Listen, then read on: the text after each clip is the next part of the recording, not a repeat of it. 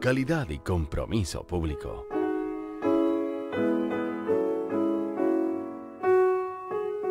Síganos en redes sociales como Radio UH Valdivia en Instagram y Facebook, @Radio UH en Twitter, y visita toda nuestra programación en www.radiouh.cl. Hola, bienvenidos, bienvenidas. Estamos en la radio de la universidad y estamos en este martes 13, ¿no? ¿Qué fecha? Bueno, vamos a conversar de territorios sostenibles como lo hacemos los días martes. Yo me perdí la semana pasada nomás, pero he estado al pie del cañón, así es que tengo asistencia suficiente para cumplir con los requisitos. Y están con nosotros, por supuesto, nuestros buenos amigos de siempre, los panelistas del Territorios Sostenibles. Está Pablo Díaz con nosotros, Ricardo Millán. No sé si finalmente se nos alcanza a unir Henry Azurmendi por allí, pero bueno, muy atareado Henry, por supuesto, con las altas responsabilidades del Estado, ¿no? ¿Cómo están, Ricardo, Pablo? Ricardo, ¿qué tal? Bien, pues bien, buenos días. Un día de solcito acá, así es que muy bien. Me llamaba la atención la expresión al pie del cañón, ¿no? Estamos es antigua, ¿no? La discusión pública.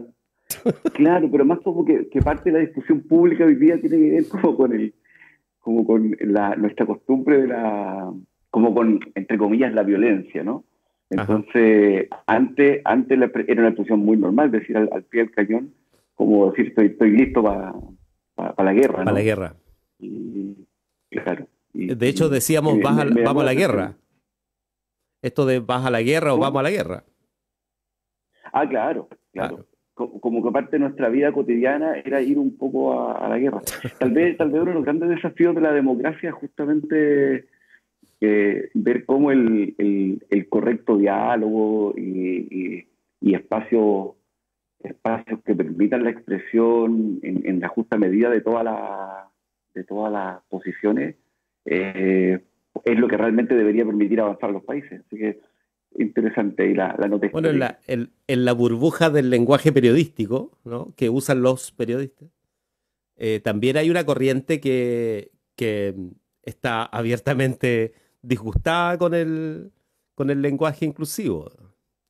Y eso se da, o sea, hay gente, claro, que defiende una posición respecto de que no es tan público tampoco, digamos, ¿no?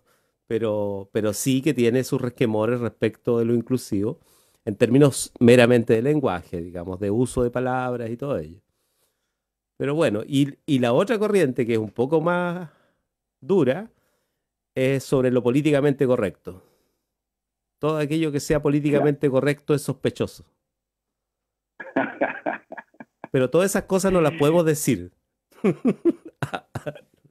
Pero existen. Sí, yo tenía un amigo que decía que siempre había que desconfiar de aquella gente que no tuviese vicios públicos. Porque los tiene privados. Claro. Es mejor que se vean. Bueno, depende, en realidad, digamos, ¿para qué vamos a ver tanto? Un poquito, pero un poquito.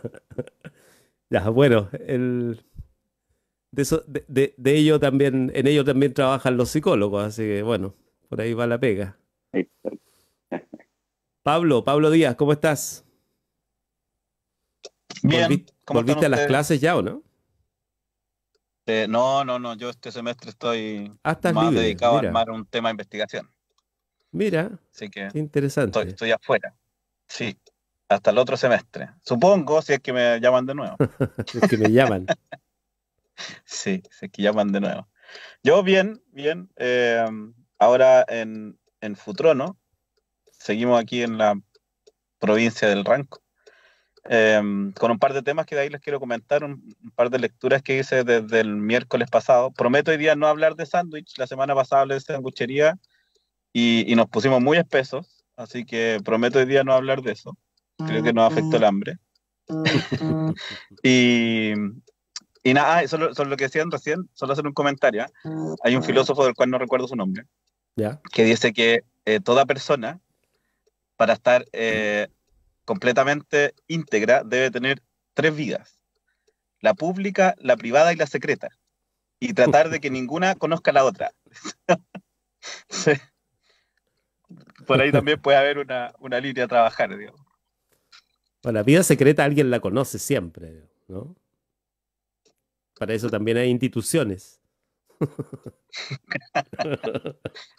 Y eso, otra línea de investigación.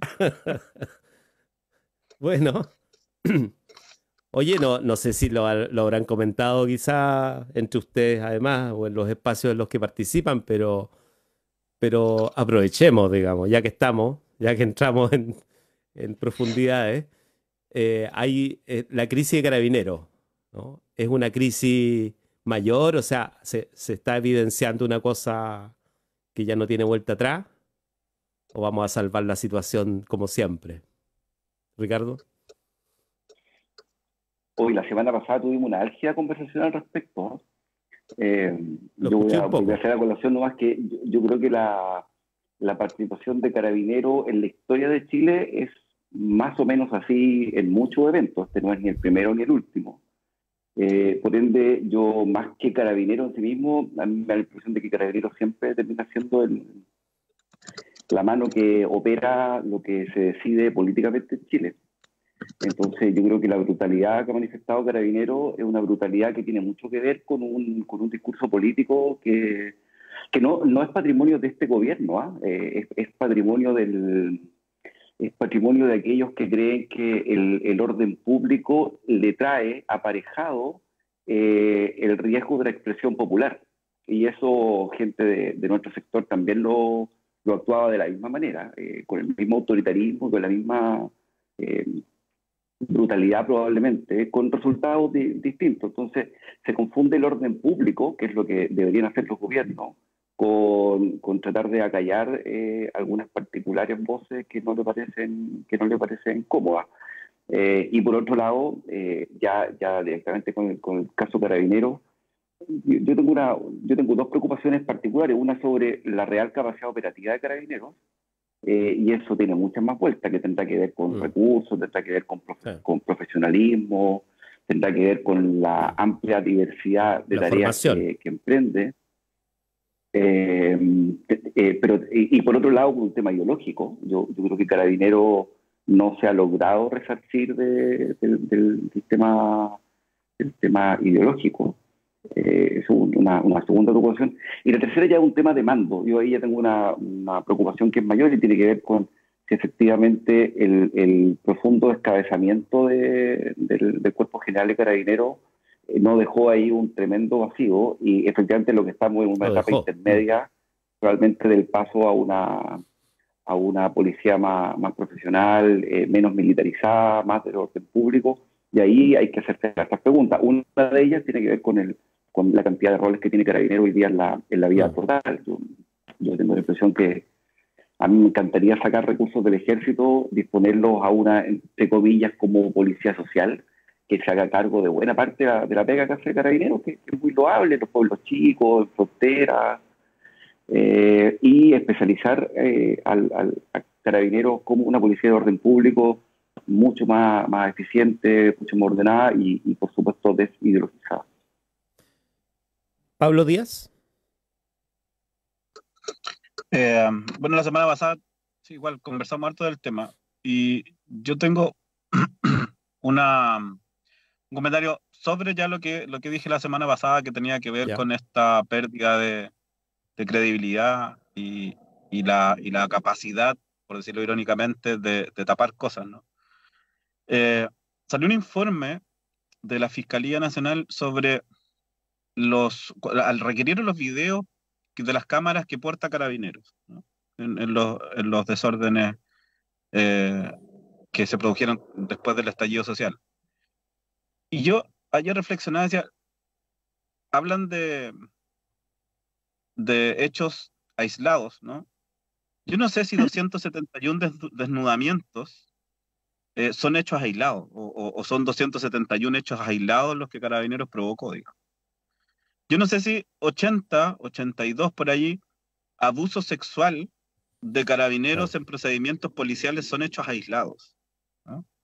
¿Por qué hago el remarco en los hechos aislados? Porque cuando tú tienes un hecho, un acto que es de verdad aislado, tú podrías tratarlo, manejarlo de manera particular. Por tanto, un cambio de reglamento, formación, capacitación, como quieras. Pero cuando estamos viendo que por el solo hecho de manifestarse, 271 personas y 80 otras distintas sufran o de acoso sexual o de desnudamientos, que nada tienen que ver con la acción que le corresponde a Carabineros, ¿no? Yo no sé si esa cantidad se mejore, se arregle con una capacitación o con un cambio de reglamentación interna.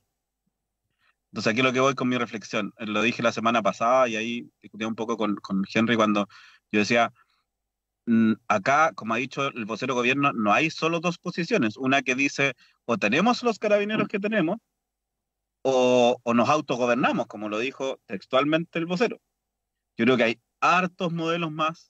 En estos días hemos estado viendo muchos reportajes de cuáles son los modelos en donde el poder civil trabaja con las policías en distintos países. Hemos visto reportajes de modificaciones que se han hecho profundas a las policías de otros países. Y nosotros no somos tan extraños en el mundo como para necesitar un modelo distinto, ¿no?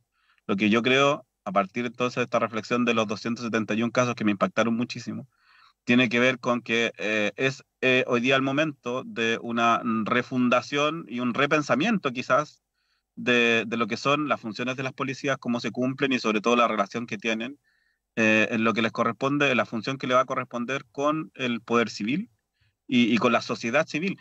¿Por qué lo digo que es importante hoy día? O sea, siempre ha sido, ojalá se hubiese hecho antes, pero hoy día más que nunca, porque el entender cómo participamos de la vida pública hoy día es distinto, ¿no? Y un poco lo que hemos hablado de la crisis de la representatividad, de la democracia representativa, de aquí en adelante todo se va a querer participar, no solo en las urnas, donde esperamos que se participe mucho, sino que también en las juntas de vecinos, sino que también en sociedades que se juntan incluso desde un grupo de WhatsApp en adelante, pero mucho más en las calles. Por tanto, se requiere una policía que entienda de manera distinta el derecho que tiene la gente de manifestarse. Entonces, yo solamente quería poner ese dato que salió después del programa y que me parece que refleja claramente que esta problemática de Carabineros es profunda, es estructural y requiere, por tanto, de medidas iguales, pues, profundas y estructurales. Sí. De hecho, hay un informe de Amnistía Internacional que se va a publicar. Se está convocando para mañana, de hecho, a una rueda de prensa internacional. Así es que va a volver el tema. Esta semana va a ser especialmente dura porque el domingo es el 18 de octubre, ¿no? Así es que, bueno, o sea, ahí vamos a tener seguro. Además, Amnistía viene haciendo informes desde noviembre, creo que fue cuando hace la primera denuncia internacional al final sobre violaciones y atropello de derechos humanos en Chile. Y está volviendo recurrentemente. En febrero, en el verano hizo otra y ahora viene una más, digamos. Entonces esto va a continuar, digamos, esta discusión y además después viene el plebiscito, entonces la cosa se va a alargar y probablemente las movilizaciones que ya hubieron esta semana se vuelvan a repetir en esta etapa y post plebiscito también. Así es que eso va a seguir tal cual.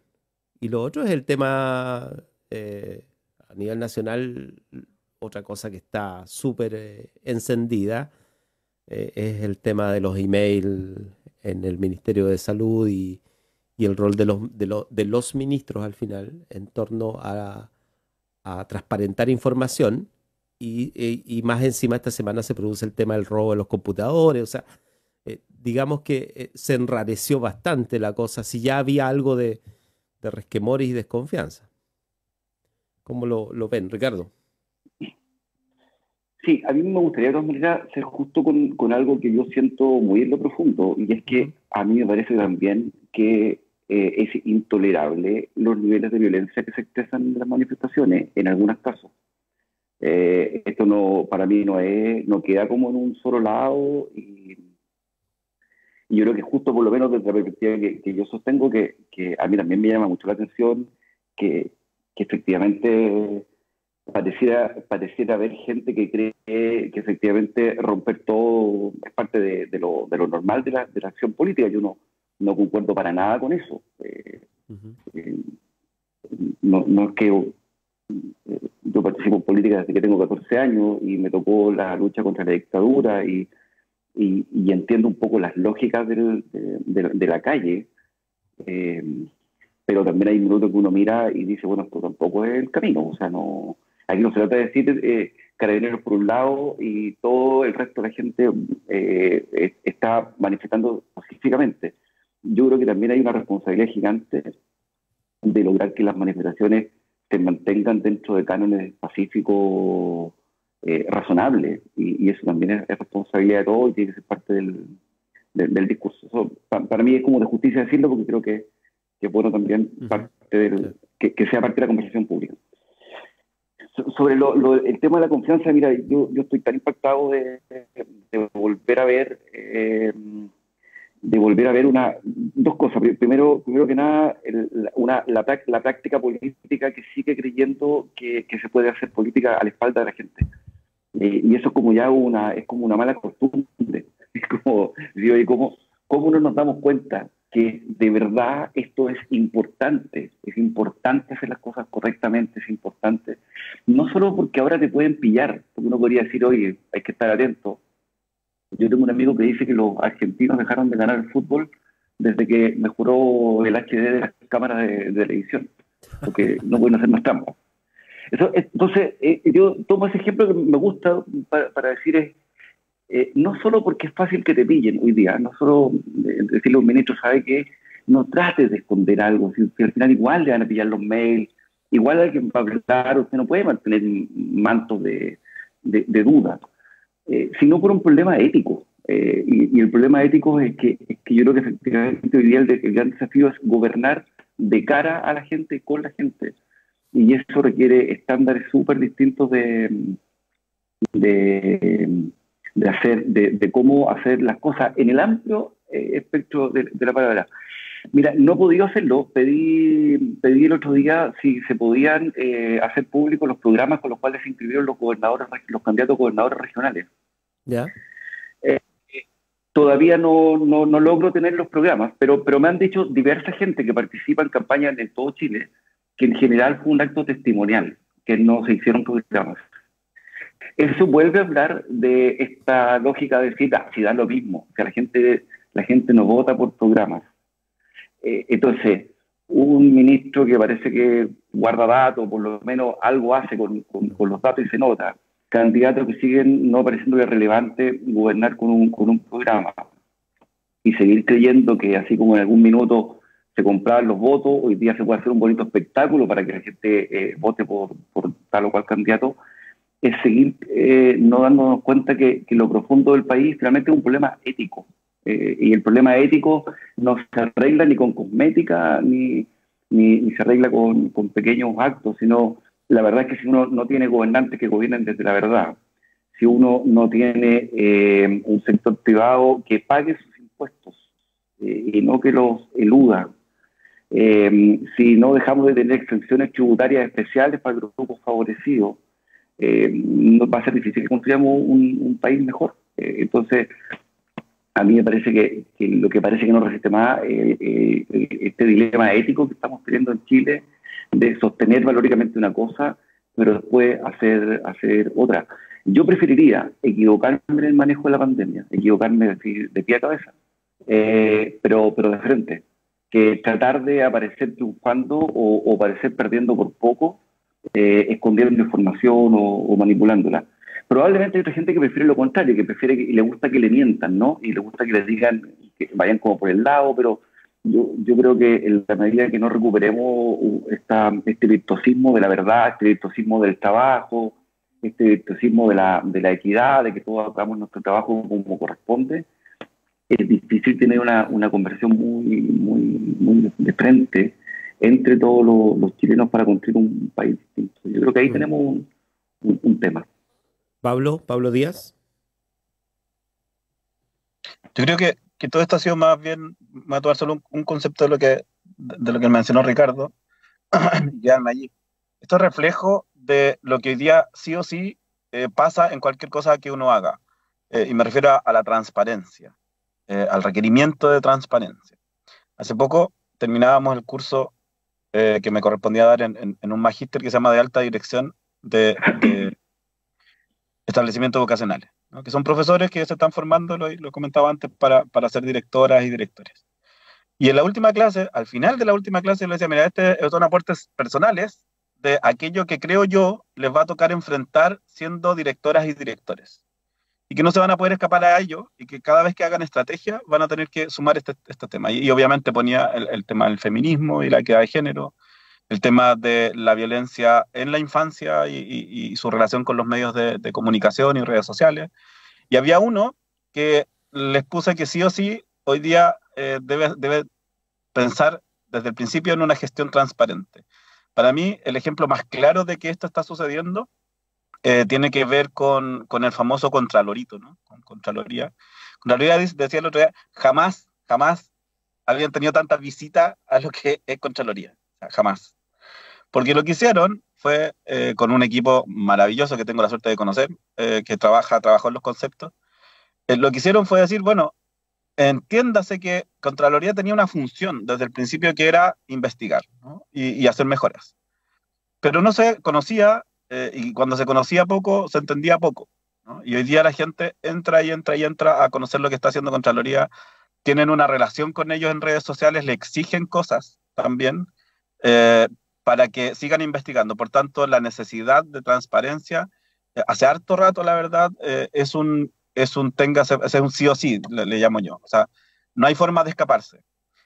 Por tanto, quien quiera escaparse de aquello va a tener los problemas que estamos viendo, ¿no? Porque hoy día de verdad que el manejo de la información, a diferencia de lo que era hace 10 o 20 años atrás, no tiene que ver con la cantidad de información que soy capaz de guardar, ¿no? Eso hoy día no da poder. Hoy día la información la vamos a conseguir de una u otra manera. Hoy día el poder está establecido en la forma en que yo ocupo la información existente, la que puedo crear, para poder tomar mejores decisiones. Y de allí que viene el cómo trabajo yo la información secundaria, aquella que existe, levanto, y aquella primaria que yo estoy construyendo, pero también compartiendo. Por lo tanto, cualquier tomador de decisión, cualquier tomadora de decisión, debe partir de la base que toda la información que tiene es información, digámoslo así, pública, ¿no? La confidencialidad incluso, entendida de temas que pueden, como se dice en las leyes, generar problemas con la seguridad nacional, en algún momento se saben también. O sea, conversaba hace poco con Juan Gabriel Valdés por el tema del libro que lanzó hace poco, la semana pasada, y decía, me contaba que cada día están liberando archivos los de la CIA de Estados Unidos que se pensaba que eran aquellos que jamás iban a liberar, y se están liberando. Tienen muchísimos más, pero está la función ya de vamos liberando. Entonces, esta reflexión la hago en virtud de que se va a notar cada día más rápido aquellos que se estén equivocando en cómo se maneja la información. Y miren lo que pasó acá. Fue una autoridad de gobierno que dijo, yo no voy a entregar esto, y vino un actor del sector privado, ¿no? Una empresa de telecomunicaciones, no vamos a decir el nombre, que dijo así como de la nada, oye, por si acaso yo tengo mi respaldo aquí, por si necesitan, ¿no? Entel. Entonces, claro, ahora no sé qué hay detrás de la gerencia de Entel para decir, mira, yo voy a ser partícipe de una discusión nacional, ¿no? Pero levantaron la manito y como diciendo, oye, acá yo tengo información. Ahora, lo último que quiero decir sobre esto, para tener contexto también, todavía hay un espacio muy, muy importante, muy grande de la propiedad de la información, a quién le corresponde dependiendo de lo que haga. Yo me acuerdo, y Ricardo estaba en esa mesa, tuvimos nosotros la posibilidad en el 2015 de estar con la gente del departamento legal de Microsoft. Y tuvimos la suerte de que la discusión de ese día, toda la tarde se basó en los problemas que existían en la propiedad de la información. Y nos contaban los casos después del 11S, y cómo estuvieron en Francia con otros problemas por atentados, y cómo algunos juicios lo estaban ganando, pero contra el FBI incluso, que les pedía información. O sea, todavía hay un manejo. Ahora, yendo a lo puntual, y para cerrar esta parte de mi comentario, no me calza, no me cabe en la cabeza que teniendo un problema tan grave como el que tenemos hoy día, alguien pretenda decir, ¿sabes qué? Yo voy a esconder todo lo que hicimos. O sea, no puede ser. No puede ser. Yo lo encuentro de verdad, más allá de lo ético, que estoy absolutamente de acuerdo 100%, más allá yo voy a que me parece penoso y vergonzoso con las familias de todos los que han fallecido, con la gente que lo ha pasado horrible, con la gente que perdió el trabajo. Creo que es una falta de respeto el pretender hacer un manejo trucho, perdón la palabra, interno de aquellas decisiones que se han tomado. Hay ejemplos como el de Ecuador, en donde se mandaron uno y otro error al principio, y el otro día yo escuchaba a la alcaldesa de Quito y al gobierno de Ecuador y decirlo, ¿saben qué? Nos equivocamos montones al principio, y lo dijeron, nos equivocamos mucho en todas las decisiones que tomamos, y a partir de eso nos juntamos y ahora estructuramos un plan nuevo, y las cifras le estaban dando más o menos bien. Entonces, yo me sumo a eso que decía el Ricardo al final. Esa es la forma que yo pensaría que hoy día hay que hacer política pública.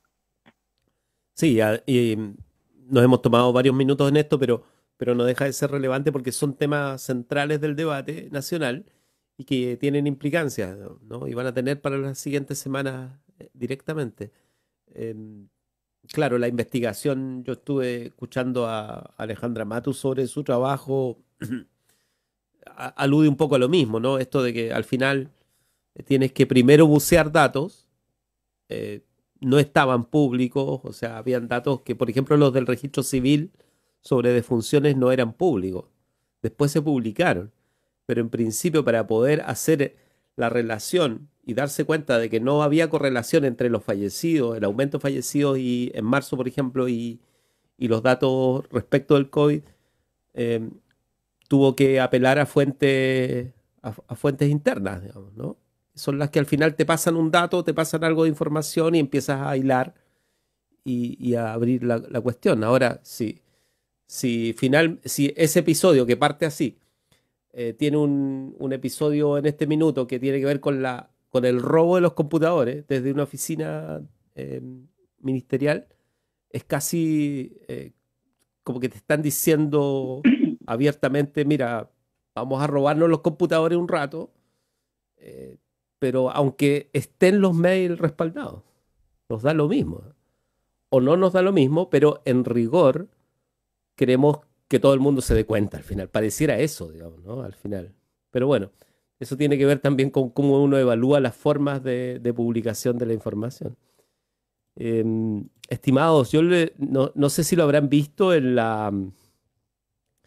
Por supuesto está abierta la agenda, nadie pretende cerrarla. Se han visto lo de los premios Nobel, ¿no? Que le dieron el premio Nobel de Economía a ver si tengo los nombres aquí, Milgrom y Wilson. La subasta perfecta.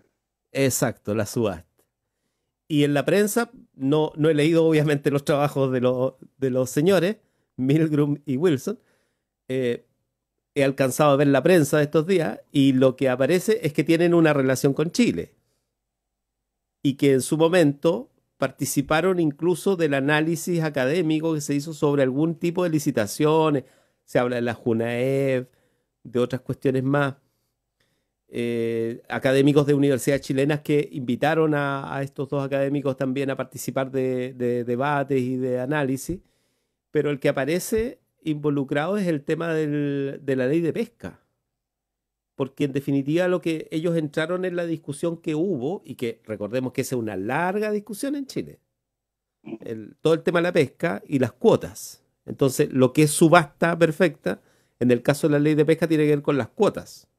Y la discusión entre si hay derechos históricos o más bien hay otro sistema que es más puro y libre, digamos, de determinaciones. Y ellos estaban por esta segunda versión. Ahora, la necesidad de tener derechos históricos sobre las cuotas de pesca tenía no solamente que ver con la posibilidad de heredar esos derechos, sino que fundamentalmente evitar también que alguien pudiese llegar y comprar, digamos, y apoderarse de las cuotas de pesca. Que fue una discusión política que duró harto tiempo en Chile y que al parecer estos dos economistas tuvieron algo que ver. No sé cómo lo vieron ustedes o si lo han podido ver por allí. Ricardo. Te mentiría por supuesto. Yo tampoco he visto nada, ni digamos. siquiera había visto el anecdotario. Lo único es una nota de MOL. No nos vamos aquí Ni siquiera. a ser los expertos, digamos. Solo me gustaría parafrasear que no existe el premio Nobel de Economía. Eso me gustaría por la Es verdad. autocrítica, ¿no? Que ese premio no existe. Pero por otro lado decir que es interesante ver cómo en la discusión pública siempre queda un espacio donde uno dice cómo hace una política que efectivamente cumpla lo que uno quiere que cumpla y que el costo de hacer cumplir eso no sea más caro que el beneficio de haberlo hecho. O sea, una buena política pública a veces se tiene que evaluar no solo por el resultado directo sobre lo que quiere incidir, sino también por todas aquellas otras consecuencias no deseadas o no esperadas que pueden generar. Y en economía siempre está la pregunta de la calidad de los incentivos, y cómo a veces por ejemplo, si yo pongo un incentivo tal vez de impuestos, ¿no? A lo mejor eso lo que me genera es disminuir la intensidad. Los martes a las 11 de la mañana, Territorio Sostenible con Ricardo Millán, Pablo Díaz y Víctor Godoy. Vamos a extrañar hoy día, hemos estado extrañando a Henry Azurmendi, tuvimos una pequeña suspensión en el suministro de internet, pero ya estamos de regreso. Se escucha la radio perfecto, digamos, pero estamos como en dos radios distintas.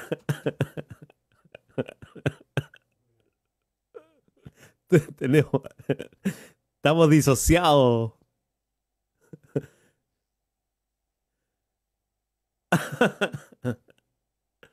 Y no sé si es Miguel o es una grabación.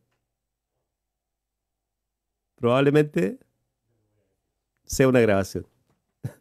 Bueno, perdón, Ricardo, te estábamos escuchando. Aló. Creo que está Miguel, ¿ah? Sí, Víctor, lo que pasa es que te Ahí está. explico. Habíamos tenido una pequeña suspensión en el suministro de internet, tú sabes cómo funciona esto aquí en la radio. Ok. Entonces, como ustedes silenciaron, no ustedes, el sistema silenció abruptamente su conversación, sabiendo nosotros ya y estando habituados que esto dura algunos segundos, a lo más un minuto, vinimos a saludar y a recordarle a la audiencia que estaban acompañándonos ustedes con la conversación de los martes a las 11 de la mañana. Aprovecho yo de darle un abrazo a Pablo Díaz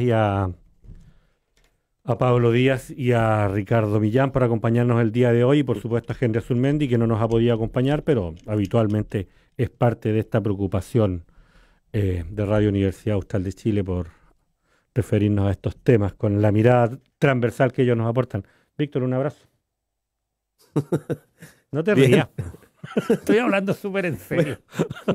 Es que estábamos hablando de comunicación, de información, de que se roban los computadores, de que los emails se desaparecen. Y nos sacó la red. La misma red dijo, no, mira, este contenido claro. no es apto para circular con tanta libertad, lo vamos a someter a embargo. Sí, así es. Bueno, ahora habíamos entrado en un tema un poco menos complejo, digamos. No, bueno, complejo es, pero, a ver, titular, pero no nos diferencia tanto. Titular, Estábamos hablando de los premios Nobel. No sé si te quieres oponer, digamos. Premio Nobel de Economía. ¿Qué es eso? ¿Qué es eso? Ya, los dejo, queridos. Un abrazo. Nos vemos. Pablo Díaz. Yo podría decir que aquí me estoy escuchando ahora, ¿no? Ahí sí. Yo podría decir que he seguido el trabajo de los profesores, pero sería una mentira gigante, digamos. No es un área en la que yo esté leyendo cosas, ¿no? Económicamente hablando. Sí me quedé, me acuerdo, leyendo algunas cuestiones de premio Nobel anteriores, pero que tenían que ver más bien con política pública. No siguió el trabajo de ellos, no sé. Solo me pareció gracioso, tengo que decirlo, que estaban todas las notas de los premios Nobel y tenía que a los minutos aparecer una que decía, tienen relación con Chile. Más allá del tema que era importante, pero se le buscó hasta encontrar ahí, como pasa muchas veces con premios de distintos lados, pero no ha sido mi lectura. Estaba leyendo, si me permites hacer el cambio, sí, ya que la agenda estaba abierta, que era una de las cosas que quería comentar, de cosas que sí estaba leyendo. Se adelantó un informe del Banco Mundial que se hace cada 2 años, un informe que se llama sobre pobreza y prosperidad compartida. Y sabes que, o sea, saben ambos que hay un dato que es súper, súper fuerte y por algo lo liberaron antes, digamos, adelantaron algunos de los resultados. A raíz de la pandemia, la proyección que se hace es que más o menos entre 88 millones y 115 millones de personas van a caer en pobreza extrema. Y que después de 20 años, que la pobreza extrema iba disminuyendo en el mundo entero, después de 20 años se va a subir. Vamos a tener más pobreza extrema 2020-2021 que lo que veníamos teniendo en los 20 años anteriores. Entonces, y más aún, otro de los datos que entregan es que el 82% de esa pobreza extrema está y va a estar más aún en países emergentes. Entonces, la huella que está dejando la crisis que provoca la pandemia, ya los números muestran que es mucho más poprofunda incluso de lo que nosotros logramos comentar o entender. Incluso, imagínense que se calcula la pobreza extrema con $1,9 al día, o sea, algo así como 1.600, 1.700 pesos. Claro. Son casi $2, 1.700 pesos al día, o sea, menos de 50 lucas al mes.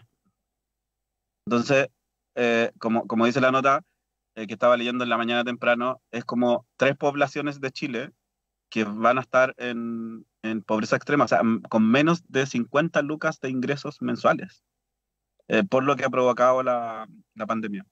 Entonces, más bien, más allá del premio Nobel, me había concentrado en tipos de lectura de ese estilo de trabajo sostenible, del tema del empleo. El empleo para mí significa un tema importante en el último tiempo. Y lo quería sacar a colación, porque, o sea, todo lo vemos, ¿no? Pero cuando ya salen estos números, que es un ejercicio súper frío, seco, lo tengo claro, árido, pero por lo menos sirven para ir mirando efectos ya mucho más concretos que nos están sucediendo. Así que les dejo ese dato ahí encima de la mesa. Interesante, o sea, además a propósito de premios Nobel y Chile, el Stiglitz en su momento argumentó respecto de Chile también y argumentó en términos de esto de que Chile era un ejemplo del que no se esperaba lo que pasó finalmente el 2019, pero que estaba todo para que suceda, que era algo que nosotros más o menos habíamos advertido en Chile mismo, pero que claramente terminó siendo conocido mundialmente, digamos, ¿no? El caso de Chile y en términos de desigualdad y por lo tanto probablemente muchos de los datos, de los números del 18 de octubre del año pasado, si los vuelves a mirar, seguramente están agravándose, ¿no? ¿Ricardo? Sí, yo digo como un retroceso en si el problema es la desigualdad. El tema es finalmente cómo uno construye estados que aseguren las condiciones, los desde. Incluso más allá de la desigualdad, uno podría entender que la desigualdad es la que causa que no se puedan asegurar los desde. Y eso es una posible explicación. Y cuando uno empieza a escuchar este intento de que se pague con un aumento del IVA, una mejora en las pensiones, se da cuenta que al final, claro, son formas de aumentar la desigualdad o hacer que los pobres paguen los problemas de los propios pobres, digamos, o sea, en vez de que sea al revés, ¿no? Pero yo creo que en virtud de la conversación constitucional que vive Chile, yo creo que la pregunta básica que hay que hacernos es cómo nosotros vivimos en una comunidad, país, que su principio básico es decir, nosotros aseguramos que toda la gente que nace en este país va a tener condiciones mínimas en términos de salud, educación, alimentación y vivienda. Yo creo que ahí se abre el tema fundamental para mi gusto. Yo me acuerdo que cuando se creó el programa Chile Crece Contigo, hay una iniciativa muy, muy simbólica, que es el de la Juar, y que a mí me tocó varias veces, me sorprendía a mujeres extranjeras cuando recibían el ajuar, porque decían esto es como inconcebible, digamos. O sea, mi guagua cuando nace, todo chileno que nace en Chile, o toda persona que nace en Chile llega con un colchón, una frazada, unos libros. Era como bien interesante, libros para los niños, libros para las mamás, educativos. Hay una serie de otras cosas que constituían esta jugada, ropita para partir y todo el tema. Entonces, para mi gusto ahí había una forma de entender lo que pasa con la pobreza extrema. Es decir, un país tiene que asegurar que todos sus sujetos no van a caer en pobreza extrema nunca. Eso yo creo que hay que asegurarlo como país.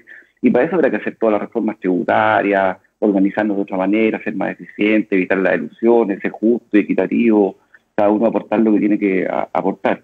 Pero fundamentalmente el desafío no me lo puedo plantear a nivel mundial porque ahí me queda grandote, pero a nivel país, a nivel Chile, hoy día, dado que estamos al borde de poder votar por una nueva constitución, yo creo que es asegurar que nosotros en Chile nos vamos a organizar de tal manera que eso no pase. Que incluso aquella gente que pudiese ser a lo mejor no apta para trabajar o que incluso no quiera trabajar, pero el puro hecho de nacer aquí te asegura condiciones mínimas de vida en términos de alimentación, educación, salud y vivienda. A mí me encantaría que eso fuera como una definición de partida de esta comunidad. Y de ahí en adelante, bueno, que se destaquen los que tengan que destacar, que cada uno vaya haciendo sus derroteros de vida, algunos le irá mejor, otros le irá peor, algunos acumularán más, otros acumularán menos. Podría importarme menos hoy día si podemos comprometernos a esto otro. Estas cifras me parecen tremendamente dolorosas por eso, porque hay comunidades que organizadamente están diciendo vamos a permitir que haya toda esta cantidad de gente que se muera de hambre.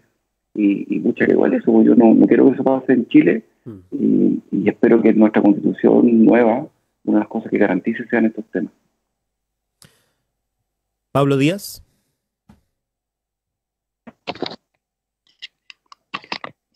¿Aló? ¿Me escuchan ahí? Sí, te escuchamos. Ya, es que yo me caí totalmente, así que me perdí. Sí, habíamos dado continuidad nomás, digamos, la preocupación respecto de lo que tú proponías. Además, hay que nosotros hemos venido insistiendo en el tema del desempleo, es verdad, y la cantidad de situaciones que uno se entera, ¿no? Me comentaba, estuve conversando ayer con Patricio Illanes, que es dirigente del sindicato Infodema, que hoy tenían reuniones para dar continuidad a las conversaciones que ya iniciaron la semana pasada con el intendente acerca de formas de urgencia, ¿no? Para ayudar a 240 familias que quedaron en la cesantía después del cierre o la solicitud de quiebra de la empresa, ¿no? De Infodema. Y me decía, me relataba las medidas sobre las cuales están conversando y tú te das cuenta de lo precario de nuestra forma de apoyo a situaciones como estas, porque obviamente ahí hay cuestiones que tienen que ver con los créditos hipotecarios en muchos casos y en muchos otros con arriendos. O sea, hay gente que arrienda y que por lo tanto te quedas sin sueldo este mes, no pagas el arriendo, ¿no? Entonces, una de las necesidades inmediatas y de las solicitudes concretas era ayúdennos a pagar los arriendos de los que se quedan sin trabajo, que son un sector determinado. Lo de los créditos hipotecarios, en el caso de algunos, bueno, se tratará de ver con el Banco Estado. Y así, o sea, es como que no tienes ninguna posibilidad de resolver esto con ningún seguro de cesantía porque no te lo va a cubrir nomás.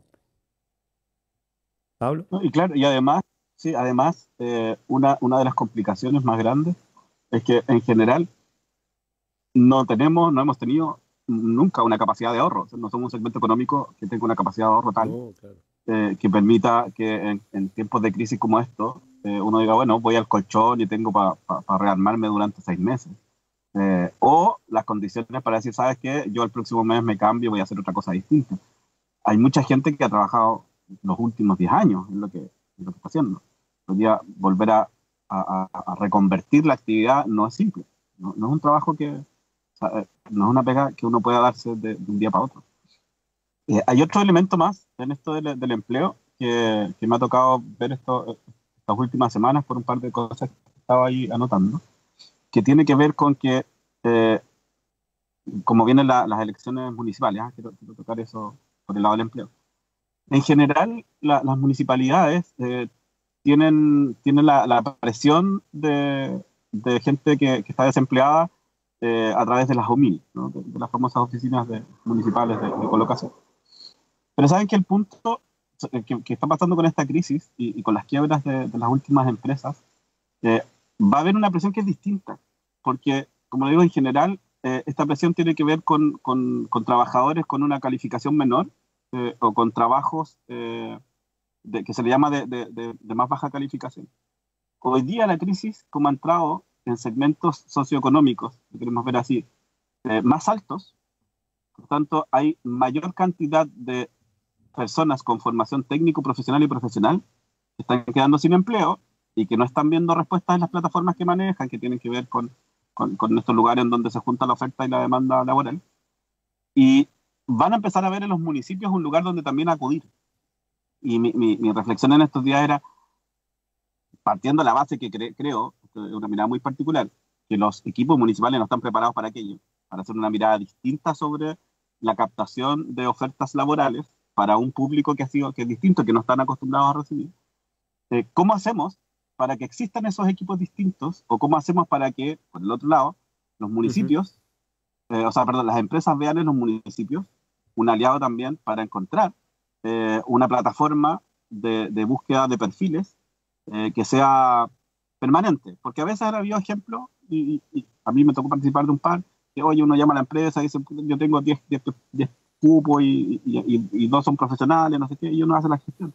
Pero de manera permanente y basada en el municipio, creo que ahí hay un desafío que tiene que ver con el empleo. Y la reflexión la hacía en virtud de lo que hablamos la semana pasada.